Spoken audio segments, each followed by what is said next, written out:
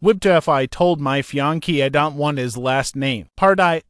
The beginning intriguing opening I haven't told anyone this, not my sister, not my best friend, not even the stranger on Reddit who once convinced me to break up with a man I didn't even end up breaking up with. But here I am again, typing into the void because I'm afraid to say this out loud. I don't want my fiancé's last name, and I have no idea how to tell him. It's not that his last name is embarrassing or ridiculous. It's not Picklebottom or Butts or something that sounds like an IKEA bookshelf. It's a normal, perfectly respectable name. But when he proposed to me 6 months ago, hands shaking, eyes shining, ring half a size too big, I felt something unexpected. Not panic, not doubt, just a quiet, creeping discomfort I couldn't place. It wasn't until last week, when we met with the wedding coordinator, that the question became impossible to avoid. She smiled at us across her tablet and asked, "And for the paperwork, what will your married name be?" My fiancé, Daniel, answered confidently before I could speak. "Oh,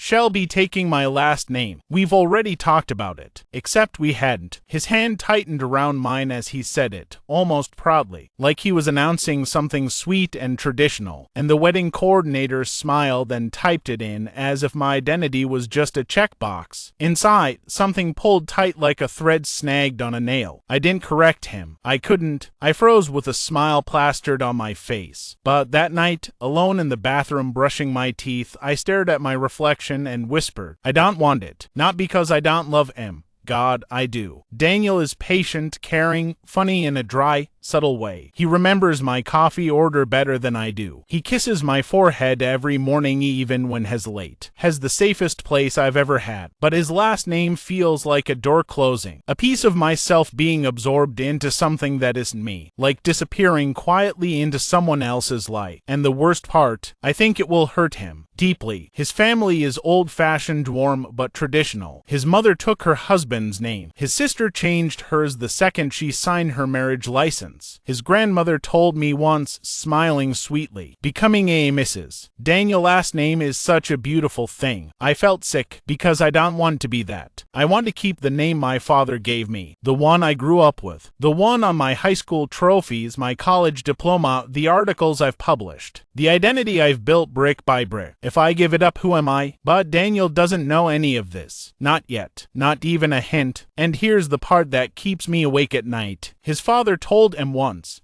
in front of me, that carrying your name into the next generation is the most important legacy a man can have. Daniel nodded. He agreed. So if I tell him the truth now, 6 months before the wedding, Wibda. Party. The pressure builds for the next few days. I carried the secret like a stone in my chest. Every time Daniel said something wedding-related, invitations, catering, seating charts, my stomach twisted, not because of the wedding itself, but because of the conversation I knew was coming. The longer I kept quiet, the heavier it became. The worst moment came on a Thursday evening. I came home from work and found Daniel sitting on the couch, laptop open, scrolling through honeymoon resorts. He looked so happy, genuinely excited. He glanced up and smiled. "There you are. Look, I found a place in Santorini with private pools, and they offer complimentary honeymoon photos for Mr. and Mrs. Last name. Cute, right?" That last part, that last sentence, my throat closed. Before I could stop myself, I said, "Can we, maybe, not put the name on anything yet?" Daniel looked confused. "Why?" "They need it for the reservation. I just don't love when people assume." He frowned. "Assume what? That you'll be my wife?" "No, not that," I said quickly. "Just the name part." He blinked twice, the faintest shadow crossing his expression. "It's normal. It's just how it's done." And then the conversation ended, because he clicked on another photo of glowing blue water and started talking about sunsets. But the air between us felt different, thicker, like he suspected something but didn't want to poke at it yet. The talk with my best friend 2 days later, I finally told someone the truth. My best friend, Sarah, was stirring her iced latte when I said it. "I don't want his last name." She froze mid-stir. Oh, Yeah. She set the spoon down. And he doesn't know. No. Why? Because his whole family thinks taking the man's name is sacred. His dad literally said it's the biggest legacy a man can have. Sarah actually winced. Ooh. And Daniel told the wedding coordinator I'd already agreed. Oof again. We sat in silence for a moment until she leaned forward. Okay, I'm going to ask something, and don't hate me, Hass. Are you sure this is just about the name? I felt defensive immediately. Yes. I love him. I'm not saying you don't. But sometimes when someone freezes at something symbolic, it's about more. It's not about commitment, I snapped. Then what is it? I opened my mouth, then closed it. What was it? Why did his name feel like erasing my cell? Was it because my mother kept her last name after divorcing my dad, and it was the only piece of her I still had after she died? Was it because my career was finally taking off and I didn't want to rebrand myself? Was it because I grew up with an identity built from scratch, alone, and the thought of blending into someone else's made me feel like dissolving? I just want to stay me, I said quietly. Sarah reached across the table and squeezed my hand. Then you should tell him. He deserves honesty, and you deserve to keep your name. I nodded, but the fear remained. The dinner with his family a week later, we had dinner at Daniel's parents' house, something I was already dreading. His mother had a talent for turning any conversation into one about weddings, babies, or traditions. That night was no exception. We were halfway through dessert when his grandmother asked, "So, dear, have you practiced your new signature yet? It always takes me months to get mine right after I got married." My heart thudded painfully. Daniel smiled proudly. She hasn't practiced, but she will. She's excited. His family all nodded, smiling warmly. And I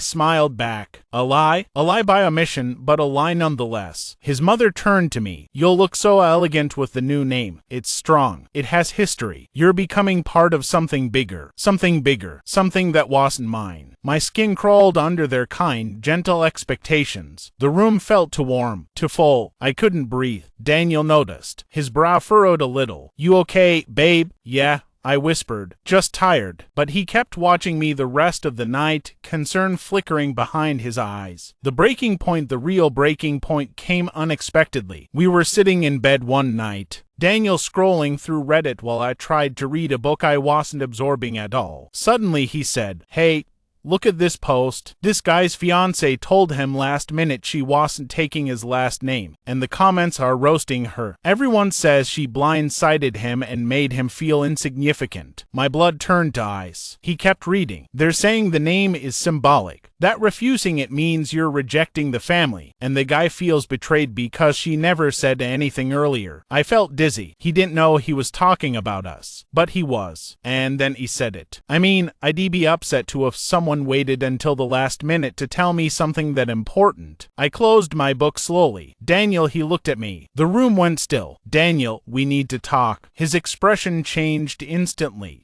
Confusion, concern, a flicker of dread. What's wrong? I took a deep breath. I don't want to take your last name. He stared at me. The silence felt like it had weight. Crushing, suffocating, irreversible. His face didn't twist in anger. It didn't collapse in sadness. It just broke a little, quietly. "You don't?" he said softly. "No." Another long silence, and then barely above a whisper, "Why didn't you tell me?" My chest tightened painfully. This was it. The moment everything shifted. "I was scared," I said. "Scared of hurting you. Scared of disappointing your family. Scared of being seen as less committed. But I am not rejecting you. I love you. I just don't want to lose myself." Daniel swallowed hard. "But you let everyone believe you'd change it. You let me believe it." "I know," I whispered, "and am sorry." He leaned back against the headboard, his eyes stormy but quiet. "I need time to think, okay?" He turned off the lamp. He lay down. He faced away from me. I lay staring at the ceiling, wondering if I had just destroyed everything. Party, the ending. Daniel didn't speak to me the next morning. Not in a cruel way. Not in a dramatic way. Just quietly, politely, like a stranger you're sharing a kitchen with in an airbin. He made coffee. He poured himself a cup. He paused for a moment like he might pour me one too.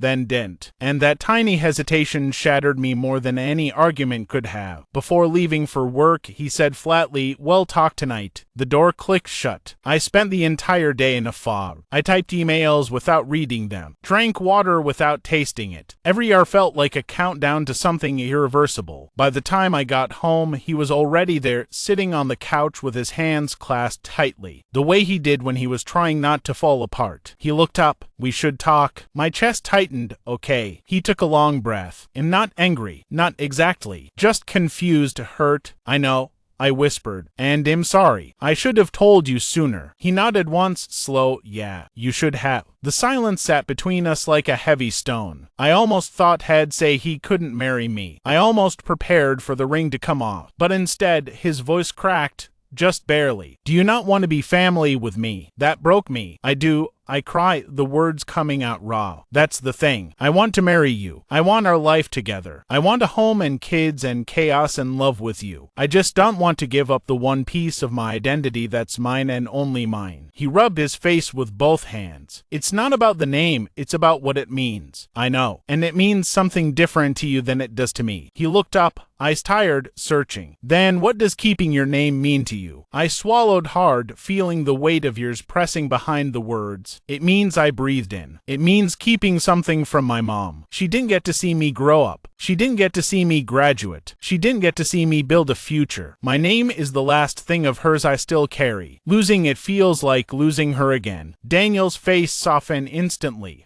heartbreak flickering in his eyes. I hadn't told him that part before. I hadn't told anyone. He exhaled slowly. "Why didn't you tell me that?" "Because grief is ugly," I whispered, "and complicated, and I didn't want it to feel like I was choosing her over you." He scooted closer on the couch, tentative, cautious. "You're not choosing anyone over anyone. You're choosing yourself. And I should have asked more questions before assuming." I let out a shaky breath. "Does this change anything for you?" He was quiet for a while, thinking, processing, fighting whatever expectations he had been raised with. Finally, he said softly, "I don't want you to feel like you have to disappear to be with me." My eyes stung. "And if keeping your name makes you feel whole," he continued, "then I want you whole, not renamed, not repackaged, just you." Something in my chest loosened for the first time in weeks. "But," he added, "I also need you to understand why it hurt." I thought we were on the same page. I thought it was something you wanted too. "I should have spoken sooner," I said. "I was scared, and that's not an excuse." He nodded. "We can work through fear, but not silence." I nodded back. Then he reached for my hand. "So how about a compromise?" I blinked. "What kind?"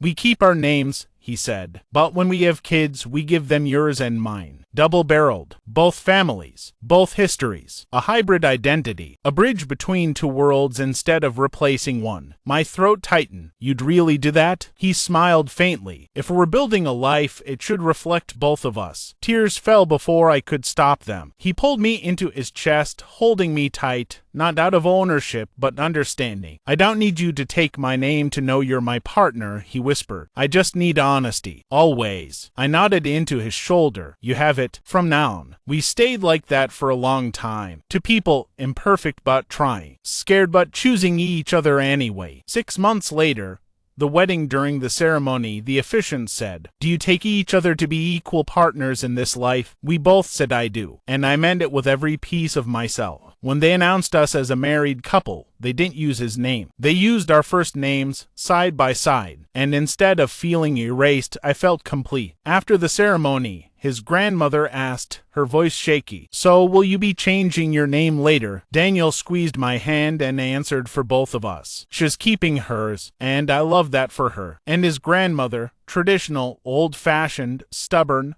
studied me for a long moment, then nodded. "That's what matters," she said. "Loving someone enough to stand beside them, not stand over them." Daniel kissed the side of my head. Final Ada verdict. Wibta. At the reception, while dancing under soft lights, Daniel whispered, "You weren't the bad guy. You were just afraid. And so